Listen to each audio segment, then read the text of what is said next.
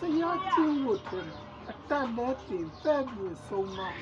တိတ်ပါမချန်ဘေးရန်စီးကတေးရအဖို့တိတ်ပါမချန်ဆိုတဲ့အနေရာမှာဆရာတောင်းမကြည့်ဘူးတိတ်ပါမချန်ဘာဖြစ်နေလဲဆိုတဲ့အခါကျ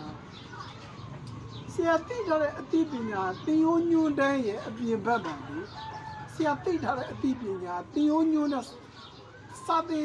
င်နဲ့စာအုပ်ရဲ့အပြင်ဘက်မှာရှိတာကိုဆရာသိထားတာလေ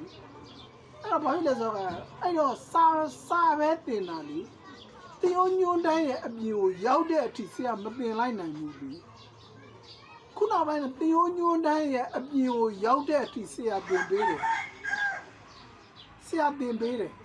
တင်ယိုးညွန်းတန်းရဲ့အပြင်ကိုရောက်တဲ့အထိဆရာတင်ပေးတယ်ဥပမာကွာကဲcomputer integrated manufacturing တင်တယ်ဆရာ AutoCAD တိကျချာတင်မပေးဘူးတင်ယိုးညွန်းတန်းရဲ့အပြင်ကိုရောက်နေတဲ့အတွက်ကြောင့်အဲ့ဒါကိုမတင်ဘူးတင်တော့တင်တယ်ဒါပေမဲ့တိကျချာမတင်လိုက်ဘူးနောက်တစ်ခါဘာလဲဆိုတော့အခါကျတော့ programming ကလည်းအဲ့တိုင်းပဲဆရာတင်ယိုးညွန်းတန်းရဲ့အပြင်ဘက်အထိရောက်အောင်သိနေတာလေတင်ယိုးညွန်းတန်းရဲ့အပြင်ဘက်အထိရောက်အောင်သိနေအဲ့ဒီဟာလဲဆရာမတင်လိုက်ဘူးအဲ့ဆရာတောင်းမကြည့်တာပေါ့တောင်းမကြည့်တော့ဘာဖြစ်လဲဟုတ်တယ်မေးစရာရှိသွားတယ်တောင်းမကြည့်တော့တပည့်တွေပညာမတတ်တော့ဘူးပေါ့ဟုတ်တယ်မလား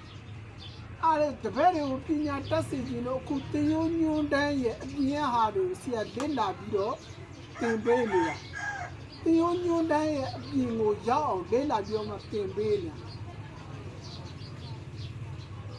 IT နည်းပညာဆိုတာအများအားအသစ်ထွက်နေတယ်အသစ်ထွက်နေတဲ့အတွက်ကြောင့်အသစ်တွေကိုလေ့လာနေရတာလေခုဒီမှာဆိုရင်စီရှက်ဆိုရင်2026ပါရှိလေဆရာတင်းနေပြီဆရာဒီနေ့ဗီဒီယိုမတင်တာအစင်မပြေသေးလို့